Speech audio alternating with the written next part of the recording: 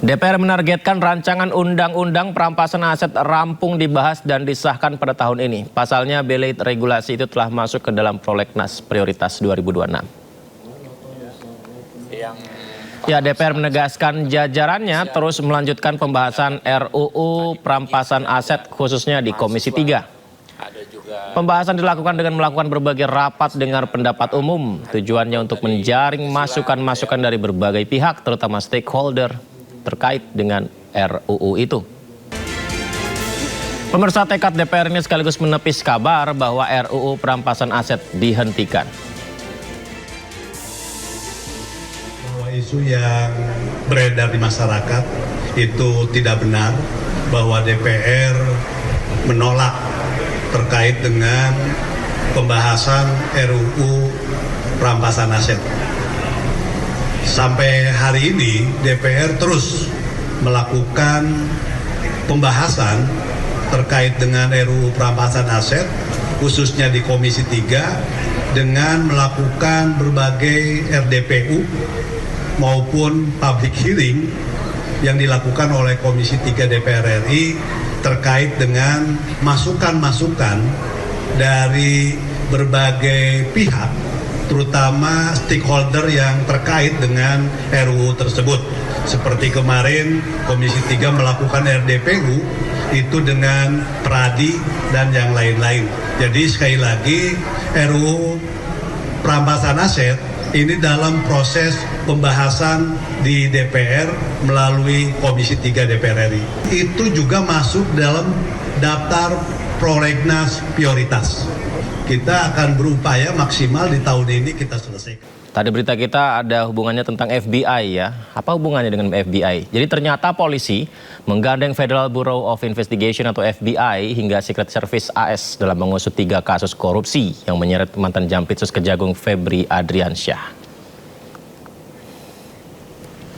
Wow, menyeret atau mengajak kerjasama FBI. Ya, sejumlah personel FBI dan Secret Service Amerika Serikat hadir di gedung Ditreskrimum Polda Metro Jaya. Jadi pemirsa, keterlibatan FBI dan Secret Service Amerika ini untuk mengecek barang bukti dolar yang disita polisi. Pemeriksaan berlangsung selama sekitar 4 jam sebelum barang bukti dibawa penyidik ke Kejaksaan Agung.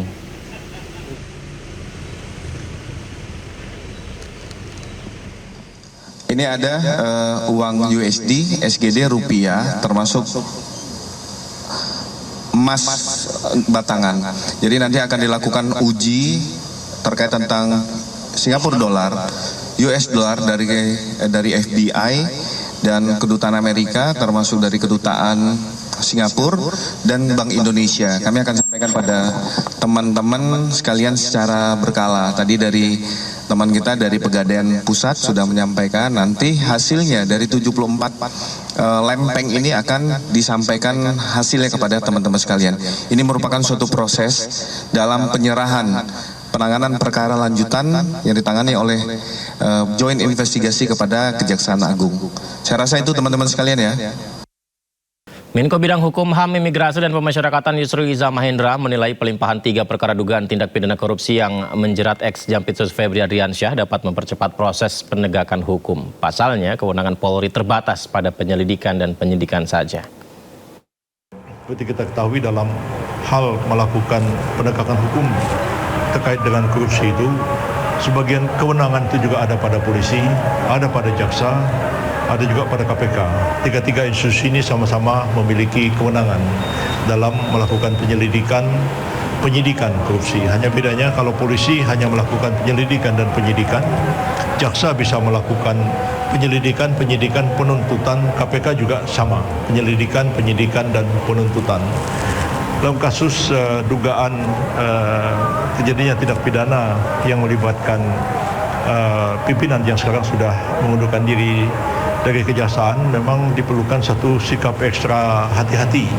Dan ketika para jaksa yang sekarang ini menerima pelimpahan untuk menangani perkara ini, untuk melakukan penyidikan lanjutan setelah ditetapkan sebagai tersangka, tetap harus memegang teguh kaidah-kaidah hukum terkait dengan penegakan hukum di bidang korupsi itu untuk membangun kepercayaan seluruh lapisan masyarakat. Komisi Pemberantasan Korupsi melimpahkan berkas perkara alat bukti dan 4 tersangka kasus dugaan korupsi kuota haji periode 2023-2024. Dalam agenda itu, ex-Menteri Agama Yakut Khalil Qaumas menyatakan siap hadapi persidangan.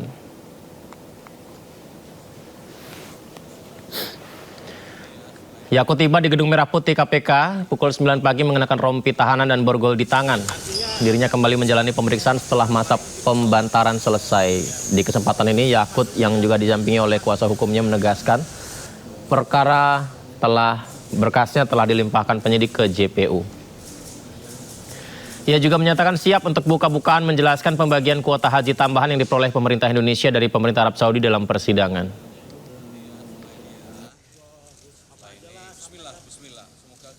Ya Gus, ada yang mau disampaikan Gus? Gimana Gus? Ya Alhamdulillah udah P21 hari ini.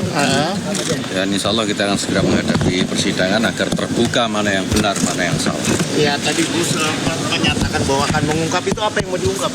Ya apa yang belum terungkap nanti di persidangan ya. Maksudnya mau dibongkar itu gimana Gus? Nanti di persidangan ya Mas ya. Sabar. Bedanya di sini sama persidangan nggak beda-beda amat loh. Ya nanti dilihat. Bismillah. Ya, bantahan dan akan mengungkap semuanya di persidangan. Juga hal yang sama disampaikan Bupati Pati nonaktif Sudewo. Sudewo membantah menerima suap senilai 700 juta rupiah dalam proyek pembangunan jalur rel Dirjen Perkeretaapian Kementerian Perhubungan. Inilah sidang lanjutan dugaan korupsi Bupati Pati nonaktif Sudewo kembali digelar di Pengadilan Tipikor Semarang, Jawa Tengah. Petugas mengawal ketat jalannya persidangan. Sidang beragendakan keterangan saksi dari pihak jaksa penuntut umum. Sementara itu Sudewo membantah menerima suap sebesar 700 juta rupiah. Saya bersumpah sebenarnya bahwa Pak Dorobe tidak pernah menerima uang 721 juta dari Pak Bernard, artinya saya juga tidak pernah menerima uang itu. Dan di sidang itu nama Gus Miftah disebut-sebut pemirsa di Pengadilan Tipikor. JPU membeberkan fakta baru mengenai adanya dugaan aliran dana korupsi ke Gus Miftah. Ya, ini masih dugaan ya. Dalam sidang Pengadilan Tipikor Semarang, Jawa Tengah, salah satu saksi mengungkap adanya dugaan aliran dana korupsi ke Gus Miftah. Penyebutan nama pengasuh Pondok Pesantren Ora Aji itu bermula saat Jaksa KPK Grafik Lozerte memeriksa saksi Deki Martin, mantan pejabat pembuat komitmen PPK proyek jalur ganda kereta api Solo Semarang. JGSS fase 1 yang juga terpidana dalam perkara itu. Nama Gus Miftah disebut diduga menerima aliran dana proyek sebesar 100 juta rupiah. Dan informasi ini menjadi catatan terkait aliran uang sampai sejauh mana. Jaksa KPK akan melamporkannya ke pimpinan untuk menindaklanjuti tentang adanya dugaan aliran uang itu. dari sana kita dapat informasi bahwa uang-uang itu beredar sampai jauh. Salah satunya kepada Gus Miftah. Senilai kurang lebih berapa tadi? 100 juta ya? 100 juta rupiah. Semoga itu jadi catatan kita semua bahwa uangnya mengalir sampai jauh. Terkait tindakan apa yang kami lakukan, kami belum bisa memutuskan hari ini, kami akan lapor ke pimpinan.